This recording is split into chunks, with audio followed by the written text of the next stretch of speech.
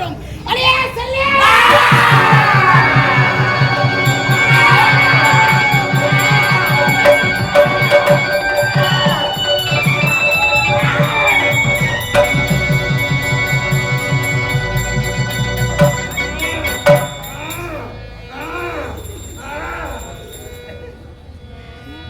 மூஞ்சி பாக்குறவங்களாம் பாத்துக்கலாம்.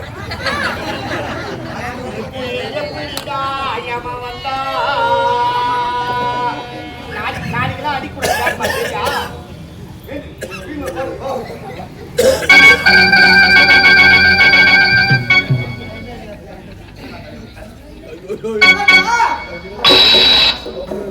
அந்த சத்திர சைவரை நீங்கள் இரண்டாக கிழித்து மேலே வீசி எறிந்து அந்த வீசி எறிந்த மேல் பகுதிக்கு மேல் சேரி என்று இதோ கீழே வீசி எறிந்து. நீங்கள் பார்த்து கொண்டிருப்பது உங்கள் செய்யாறு பையன் யூடியூப் சேனல். லைக் பண்ணுங்க, ஷேர் பண்ணுங்க, மறக்காம சப்ஸ்கிரைப் பண்ணுங்க.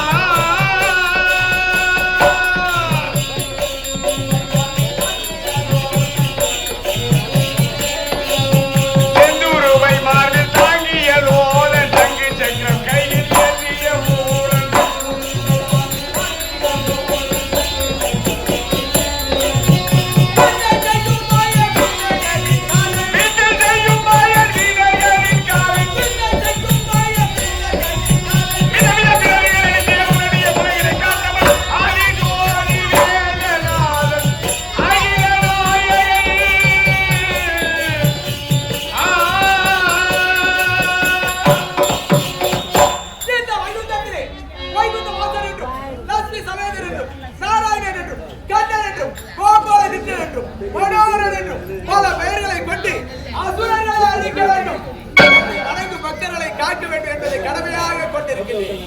நானும் அசுரர்களை அழித்து ஏன் என்று வணங்கும் பக்தர்களை காத்து வருகின்றேன். இப்பொழுது இந்த வைகுந்தத்தில் இருக்கின்ற நேரத்திலே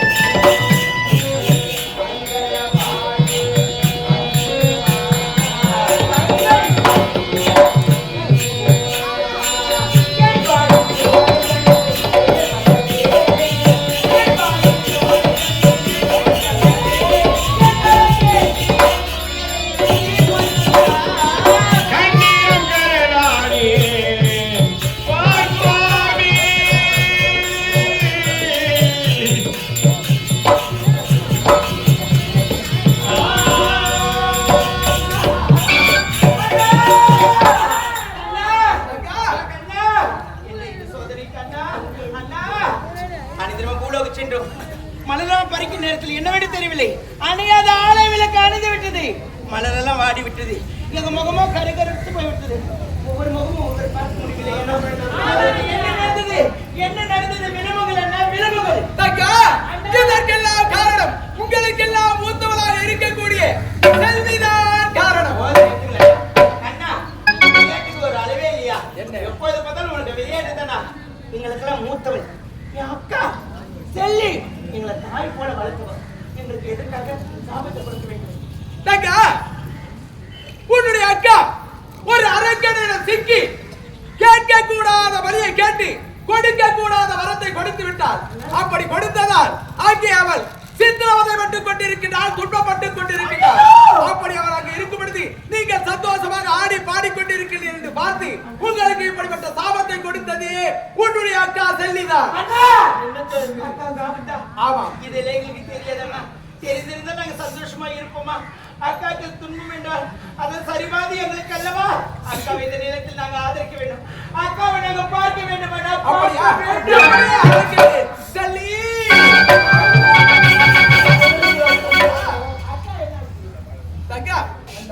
உனக்கு என்ன நேர்ந்தது என்று விளக்கமாக அவரிடம் சொல்லுங்க. உன்னை எப்படிலாம் நான் பார்க்க வேண்டும்? இந்த நிலையில உன்னை பார்க்க வேண்டும். எங்கே உன் வாடாத மண்டம் மாலை? எங்கே உன் மேம்பாடு? எங்கே உனக்கு அழகாக இருக்கிற திருசூலம்? எங்கே எங்கே மாநிலத்திலே கேட்டு கொடுக்க வரத்தை கொடுத்து விட்டு நான் அவதிப்பட்டுக் கொண்டிருந்தேன். ஆகையால் அப்பொழுது நீங்கள் அனைவரும் சந்தோஷமாக ஆடி ஆகையால் நான் அழுத்திருந்தான் சாபம். அப்படி என்ன வரும்? அப்படி என்ன பலி? சொல்லுங்கள் அக்கா, சொல்லுங்க. தாய்க்கு தலைவாக ஆக்கிவிடும், தலைச்சுக்கு வயிற்றில சுமந்திருக்கிறோம். அதை கொண்டு வந்து எழுதி கொடுத்தால் நீ கேட்டவர்கள் தருகிறேன் என்று உரைத்திருக்கிறேன். அக்கா, நியாயமா? நீதியா? தர்மமா? உலகத்தை காட்டுற உண்மைவளே, நீ பலி கேட்பதா? அக்கா 3 பலி கொடுக்குறாங்க, அது போதாதா? உலகத்துக்கு மக்கள் குழந்தைன்னு வராங்க, அவங்களுக்கு குழந்தையா நீ போய் பிறக்கிற. அப்படி இருக்கும்போது ஒரு சிசு, ஒரு கருவை நீ பலி கேட்கலாமா? இது நியாயமா? இதெல்லாம் நடக்கலாமா அக்கா? நடக்கலாமா? இதெல்லாம் என்ன கைது விளையாட்டு? அண்ணா, அக்காவை இந்த நிலையை பார்க்க அக்காவை எப்படியாவது நீங்க தான் காப்பாற்ற வேண்டும். அக்காக்கு இந்த நிலை மாற வேண்டும். அண்ணா, இந்த நிலை மாற வேண்டும். சந்திரசேகர ஜமீன் என்று சொல்லக்கூடியவன் அந்த மந்திரக்கோளை பற்றியதால் சந்திரசேகர நயினார் என்று பெயர் பெற்று அவனோ சக்தி வாய்ந்த மந்திரக்கோளை கரத்தில் வைத்திருக்கிறார். மந்திரக்கோள் கரத்தில் இருக்கும் வரை அவரை யாராலும் ஒன்று செய்ய முடியாது. என்னால் மட்டும் என்ன செய்ய முடியும்? என்னால் ஒன்று செய்ய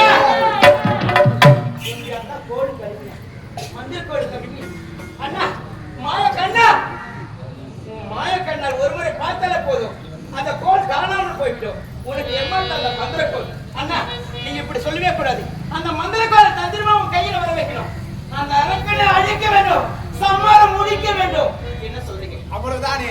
சரி, நான் பார்த்துக் கொண்டிருக்கிறேன். நீங்க அம்மன் ஆலயத்துல மறைமுகமா மறைய போறோம். தந்திரமாக வரவை கையில் கழித்து சம்மாரம் முடித்து வைக்கிறோம். நீயும் சென்று வா. அந்த மந்திரக்கோளை தந்திரமாக எடுக்க வேண்டும். இதற்கு யாரை அனுப்புவது? இவரை அனுப்பலாமா? சரிபட்டு வராது. ஒருவேளை அவரை இதற்கு சரியான ஒருவர் இருக்கின்றார். இப்படி அந்த மந்திரக்கோளை எடுக்க கருடனை அனுப்பினால் நான் அவர் தந்திரமாக எடுத்து வருவான். குறை ஒன்றும் இல்லை மறைமூர்த்தி கண்ணா, குறை ஒன்றும் இல்லை கண்ணா, குறை ஒன்றும் இல்லை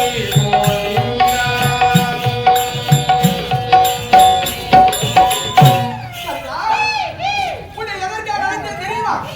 சந்திரசேகர நயினார் என்பவர் மந்திரக்கோளை கரத்தில் வைத்திருக்கின்றார்.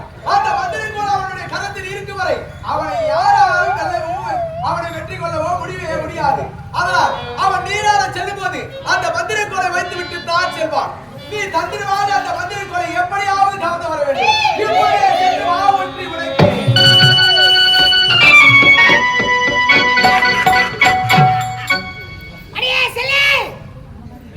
7 நாட்கள் முடிந்து விட்டது. இன்று 8வது நாள். உன்னை சேர வேண்டும் என்றால் இப்படி உடலாகப்பட்டது அசுத்தமாக இருக்கின்றது. அதோ தெரிகின்றது நீரோடை. அந்த நீரோடைக்கு சென்று நீராட விட்டு பிறகு வந்து உன்னிடத்தில் சேருகின்றேன். இந்த மந்திர பிரம்பை கரை மீது வைத்து விட்டு நீராடி விட்டு பிறகு வந்து உன்னை சந்திக்கின்றேன். செல்லே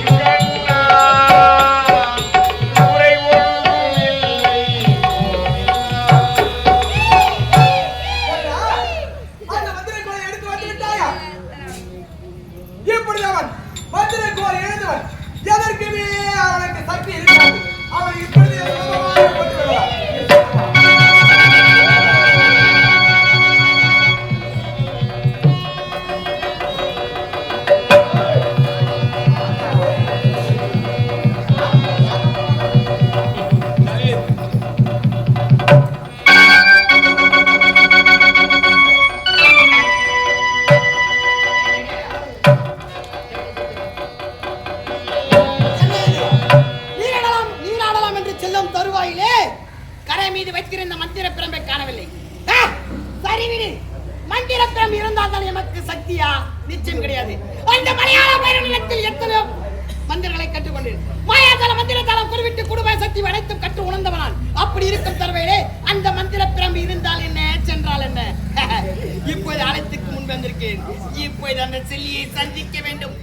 இருவரும் சந்தோஷமாக இருக்க வேண்டும். இருவரும் ஒன்றாக கட்டி அணைக்க வேண்டும். அவ்வளவு எனக்கு இது கிண்ண சொல்லுங்க.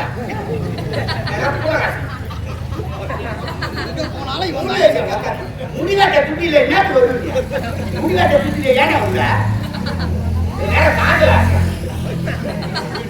எனக்குலாம் ஆசை வந்தா தம்பா இவனுக்கு ஒத்து இருந்தாலும் நாளையத்திற்கு வந்து விட்டேன். 8வது நாள் வா என்று உரைத்தாயே, அந்த நாள் இப்பொழுது வந்து விட்டது. உன்னுடன் நான் சேர வேண்டும். செல்லே நைனா நான் முடிந்து விட்டது. வா, நான் பிறந்த மேனியோடு இருக்கிறவா. உலகாலம் நாயகி செல்லியாகப்பட்டவள் என்னை வா வா என்று அழைக்கின்றாள். யாருக்கும் இப்பேற்பட்ட குழப்பனை கிடைத்திருக்காது. உலகாலம் நாயகியை ஒன்றாக சேர போற பாக்கியம் எமக்கு மட்டும் தான் உண்டு. இப்போதே செல்கின்றேன். அந்த செல்லியை நானும் ஒன்றாக சேருகின்றோம். அடே செல்லி,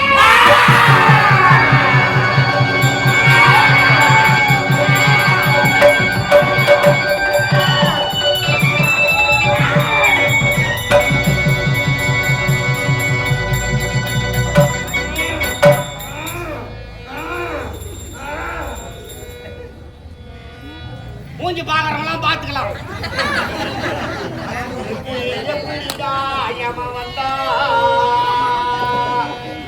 நாளைக்குதான் அடி கூட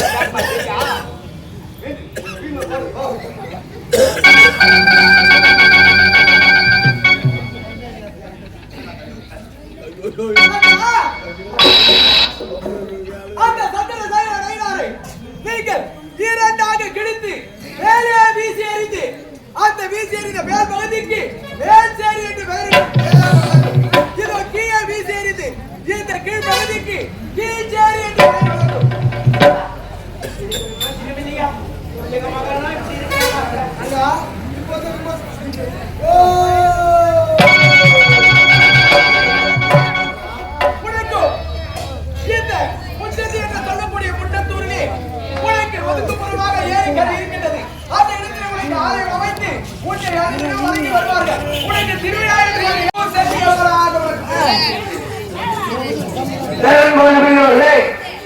முத்தத்தூர் செல்வி அம்மன் அப்படின்னா நம்ம பழப்பஇருக்கிறவங்களுக்கு என்ன புது சரித்திரம் அப்படின்னு கூட ஒரு சிலருக்கு தெரியாம இருக்கலாம். செஞ்சியிலிருந்து விழுப்புரம் போற வழியில முத்தத்தூர் என்ற ஒரு கிராமம் இருக்கிறது. அந்த கிராமத்தில் தான் இந்த அம்மன் செல்வி அம்மன் கொடி கொண்டு இருக்கிறோம். அந்த இடத்துல ஒரு பெரிய திருவிழாவே அம்மனுக்கு நடக்கும். அங்க ஒரு 18-20 ஊருக்கு கிராமம் சேர்ந்து அந்த அம்மனுக்கு திருவிழா பண்ணுவாங்க. அதுதான் அந்த நாடகம் தான் இது செல்லியம்மன் சரித்திரம். முட்டத்தூரில் அமர்ந்ததால் முட்டத்தூர் செல்லியம்மன் என்று சரித்திரம். திருவண்ணாமலை மாவட்டம் வெம்பாக்கம் வட்டம் கீழடி கிராமம் ஸ்ரீ சக்தி கணபதி நோரமன்றம் நடத்திய முட்டத்தூர் செல்லியம்மன் என்ற சரித்திரம் இக்காட்சியோடு நிறைவேறுகிறது. எங்களுக்கு வாய்ப்புகளை கொடுத்தவருக்கு நன்றி கூறி விடைபெறுகிறோம். வணக்கம் வணக்கம் வணக்கம்.